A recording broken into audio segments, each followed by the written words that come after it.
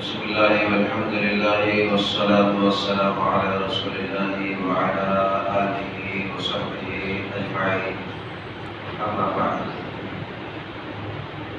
عن ابن عباس رضي الله تعالى عنهما قال: فرض رسول الله صلى الله عليه وسلم زكاة الفطر طهرة للصائم من اللغو والرفث وطعمة للمساكين، فمن أداها قبل الصلاة فهي زكاة مقبولة، ومن أداها بعد الصلاة فهي صدقة من الصدقات.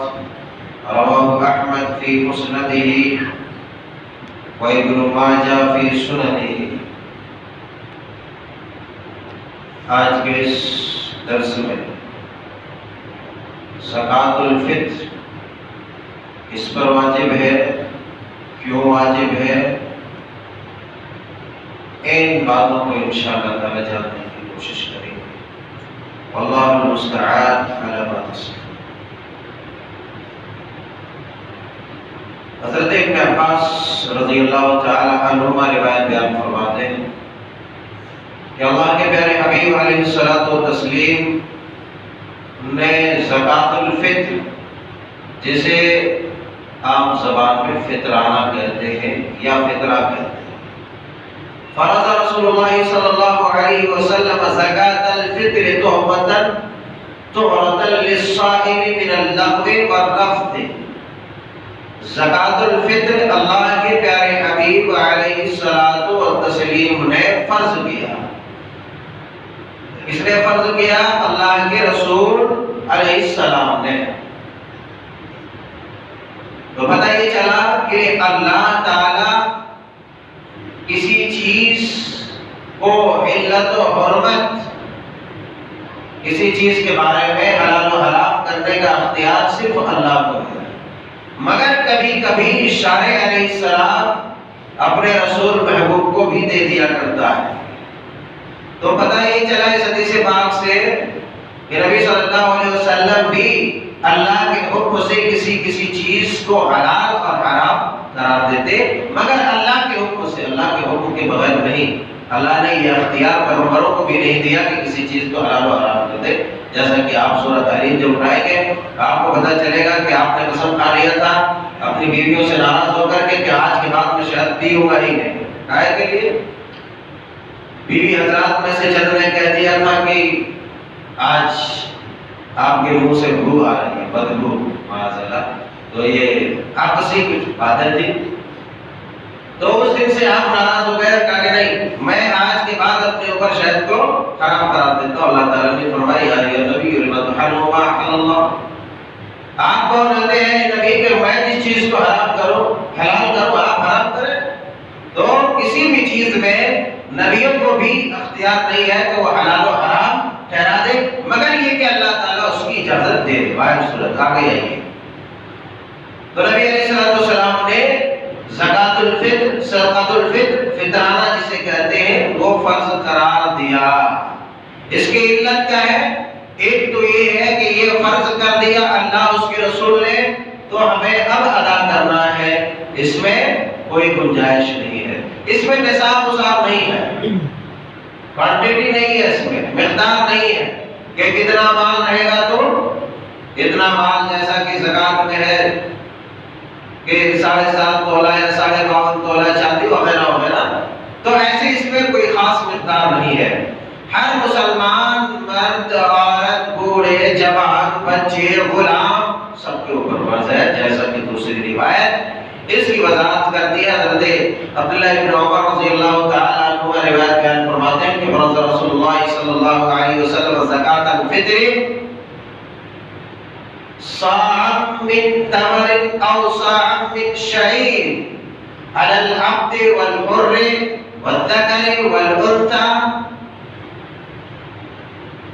آپ نے فرمایا، حضرت عبداللہ ابن عمر نے رضی اللہ تعالی عنہ کہ اللہ کے پیارے حبیب صلی اللہ علیہ وسلم نے زکوٰۃ الفطر واجب کیا ہے. یہ کتنا واجب کیا ہے، مقدار کیا ہے نکالنے کا؟ صاع من تمر، ایک سا کھجور او شعیر یا گلے کے وغیرہ. خلاصہ کلام یہ ہے کہ آدمی کا راس المال جو ہے، جو کھاتا ہے، عام طور پر راس الغذا جو ہے، جو استعمال کرتا ہے زیادہ، ہم کیا استعمال کرتے ہیں؟ یا تو آٹا یا چاول. تو اس طرح سے آٹا یا چاول ایک سا کتنا بولتے ہیں؟ ہمارے اور آپ کی پیمائش میں آج کی مقدار میں ہمارا اور آپ کا جو وزن ہے، جو اسکیل ہے، ترازو ہے، اس میں 2.5 کلو، تقریباً 2.5 کلو.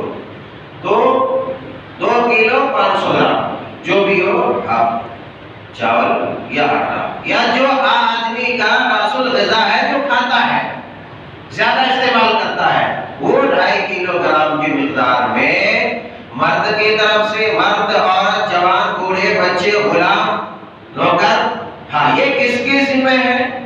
یہ فرض ہے گھر کے گارجن جو ہے، جو ذمہ دار ہے، جس کی زیر کفالت لوگ ہیں، اس کے ذمہ یہ فرض ہے گھر کا گارجین ادا کرے گا. بڑے آدمی جو ذمہ دار ہے، بچوں کی طرف سے، بیوی کی طرف سے، غلام نوکر ہے، غلام نوکر کی طرف سے گھر کا مالک ادا کرے گا. اچھا یہ وجہ سے کائے کے لیے فرض کیا؟ علت کیا ہے؟ سبب کیا ہے؟ سبب ایک اس حدیث سے بات میں بیان کر دی، 2 سبب بیان کیا.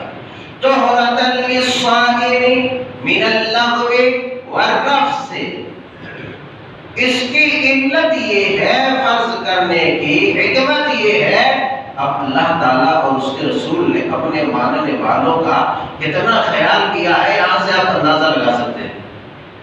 ایک آدمی روزہ رکھتا ہے، روزہ رکھتے رکھتے وہ ہزار کوششوں کے باوجود بہت ساری غلطیوں سے نہیں رک پاتا ہے، بچتے بچتے بھی ہو جاتا ہے. ایکسیڈنٹ ہوتے ہوتے بچ گیا آدمی، تو کبھی کبھی بچتے بچتے ہو جاتا ہے. تو ایسے بچتے بچتے اگر کوئی غلطی ہو گئی، من النفس واللغو، کوئی لغو بات، فحش گوئی، بیہودہ بات، بہت زیادہ ہنسی مذاق، کبھی بچتے بچتے بھی گالی زبان سے نکل گئی، گالی تو دینا ہی نہیں ہے مگر بچتے بچتے نکل گئی، تو ایسے تمام غلطیوں کا کفارہ بن جاتا ہے یہ زکوٰۃ الفطر. یعنی زکوٰۃ الفطر ان چیزوں کو ختم کر دیتا ہے، ان چیزوں کو مٹا دیتا ہے. ایک طرح سے یہ کہا جا سکتا ہے کہ روزے کی حالت میں جو چھوٹی موٹے انسان غلطیاں کر دیتا ہے، ہو جاتی ہے غلطیاں، ان غلطیوں کے صفائی کے لیے زکوٰۃ الفطر واجب کیا گیا ہے.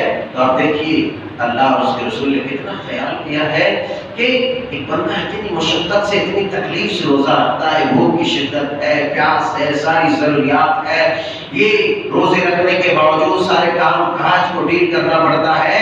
اتنا خیال کیا کہ اس کے باوجود اگر ہو جاتا ہے تو اس کا روزہ خراب نہ ہو. اس کا روزہ اب جان کے جو کرتا رہتا ہے پھر اس کے روزے کی گارنٹی نہیں ہے، یہ سن لیجیے. تو اس کا خیال یہ کیا کہ اتنی پریشانی سے رکھ رہا ہے تو اس کے روزے کو ضائع ہونے نہیں دیں گے. حدیث میں کیا ہے؟ من لم يدع قول الزور والعمل به فليس لله حاجة في أن يدع طعامه وشرابه. جو لغو بات، بیہودہ بات، جھوٹ پر عمل کرنے سے نہیں باز آیا تو ایسے لوگوں کا روزہ رکھنا بیکار ہے، کھانا پینا چھوڑنا بیکار ہے. اس کا مطلب یہ نہیں کہ کھانا پینا چھوڑ دے، اگر ہو گیا ہے تو آگے چل کر کے جب آپ فطرہ ادا کریں گے تو اس کی بھرپائی ہو جائے گی. بہرحال بچنا چاہیے آدمی کو. تو ایک تو علت یہ ہے کہ جو کچھ چھوٹا موٹا کام ہو گیا ہے غلط کام، اس کے ازالے کے لیے یہ زکوٰۃ الفطر ہے. دوسرا وتحفۃ للمساکین، دوسرا یہ ہے کہ سماج میں جو مسکین طبقے کے لوگ ہیں، جو غریب طبقے کے لوگ ہیں، جو فقیر طبقے کے لوگ ہیں، ایسے لوگوں کے کھانے کا بندوبست ہو جائے، ایسے لوگوں کے کھانے کا بندوبست ہو جائے. جو غریب فقیر مسکین ہے، جس کے پاس اتنا مال نہیں ہے، اللہ کے پیارے حبیب علیہ السلام نے اپنے سماج کا معائنہ کرتے ہوئے ان چیزوں کو دیکھ کر کے، چونکہ آپ نگاہیں جوہر شناس رکھتے تھے، آپ کی نگاہیں بڑی دور تک دیکھتی تھی، اور بڑا آپ میرے پاس الفاظ نہیں ہے اور آگے کیا کہوں، تو آپ نے ان ساری چیزوں کا معائنہ کر کے، دیکھ کر کے، ڈھونڈ کے، تلاش کر کے ایسی چیزوں کو فرض کر دیا جس چیز سے خود انسان کی ذات کو نفع حاصل ہو اور پھر دوسرے کو بھی نفع حاصل ہو۔ سماج میں رہنے والے غریب کہیں ایسا نہ ہو کہ جب بڑے بڑے لوگ خوش و خرم ہو عید کے دن تو سماج کے غریب طبقے کے لوگ محروم اور مایوس ہو کر کے عیدگاہ جائیں اور ویسے ہی جو کبھی خاطر ہو کر کے واپس لوٹ جائے، قربان جائے۔ اللہ کے پیارے حبیب علیہ السلام نے کتنا خیال کیا ہے اپنی امتوں کا، کتنا خیال کیا اپنی قوم کا، تو ایسے مسکین لوگوں کے کھانے کا بندوبست ہو جائے۔ تو یہ دو خاص علتیں ہیں۔ تیسری بات سیدھے علت سمجھ کے آوے یا نہ آوے، ہم کو عمل کر لینا ہے، کائے کے لیے اللہ کے پیارے حبیب نے اللہ کے حکم سے فرض قرار دیا ہے کسی بھی۔ اچھا یہ کب ادا کرنا ہے؟ یہ آپ نے اس حدیث میں آگے بیان فرما دیا، فَمَنْ أَدَّاهَا قَبْلَ الصَّلَاةِ فَهِيَ زَكَاةٌ مَقْبُولَةٌ۔ جس آدمی نے عید کی نماز سے پہلے، اصل وقت ہے چاند نظر آ جائے، چاند نظر آئے، آنے سے عید کی نماز سے پہلے فَمَنْ أَدَّاهَا قَبْلَ الصَّلَاةِ فَهِيَ زَكَاةٌ مَقْبُولَةٌ، جس نے عید کی نماز سے پہلے زکوٰۃ الفطر ادا کر دیا، اس کی وہ زکوٰۃ، اس کا وہ فطرانہ اللہ کی بارگاہ میں مقبول ہو گیا۔ وَمَنْ أَدَّاهَا بَعْدَ الصَّلَاةِ فَهِيَ صَدَقَةٌ مِنَ الصَّدَقَاتِ، اور جس نے نماز کے بعد ادا کیا تو اس کا فطرانہ ادا نہیں ہوا، وہ عام صدقوں میں سے، جنرل عام دنوں میں جو آدمی خرچ کرتا ہے ان صدقوں میں سے ایک صدقہ وہ ہو جائے گا۔ لہذا ہر آدمی کو چاہیے کہ نماز عید سے پہلے صدقۃ الفطر ادا کر دے۔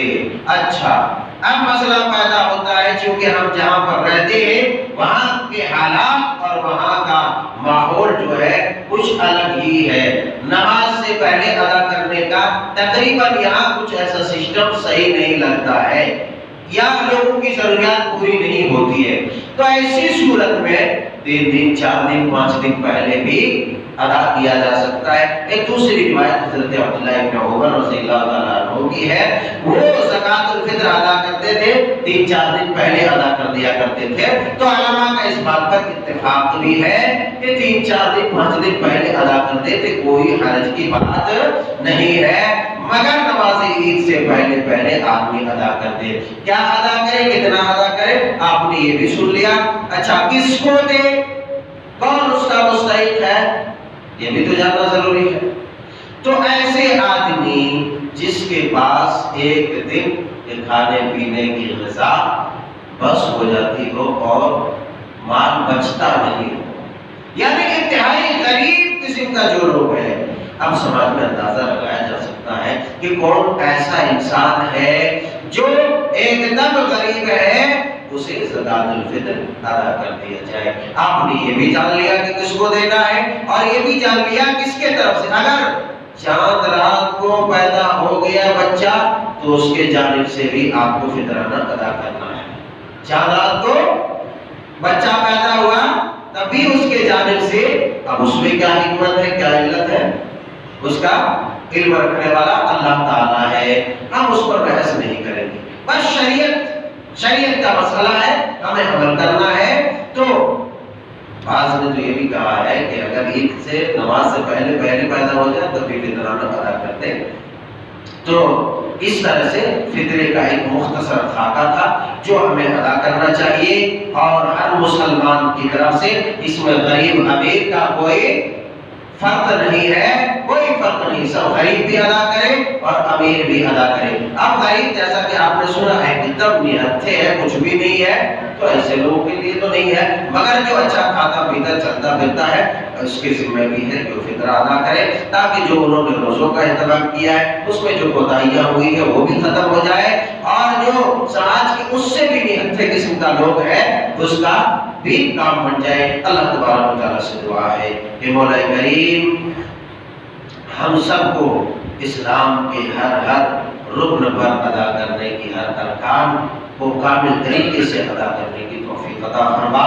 نبی علیہ السلام کے فرمودات پر چلنے کی اور آپ کی ہر ایک چھوٹی بڑی سنتوں کا شہدائی بنا دے، ہر ایک سنتوں کو ادا کرنے والا سنت کے مطابق بنا دے۔ آمین تقبل یا رب العالمین۔ وآخر دعوانا